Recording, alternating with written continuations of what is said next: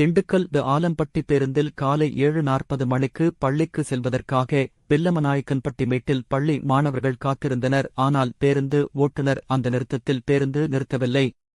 அதேபோல் ஒத்தக்கடை பேருந்து நிறுத்தத்திலும் நிறுத்தவில்லை.